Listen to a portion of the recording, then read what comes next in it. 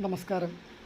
ഒരു വലിയ തറവാട്ടിൽ ഒരുപാട് വ്യക്തികൾ കൂട്ടുകുടുംബമായി വസിക്കുന്നത് പോലെ തന്നെയാണ് ഈ ഭൂമിയിൽ പല ഭാഗങ്ങളിലായി ഒരുപാട് മനുഷ്യർ ജീവിക്കുന്നത്.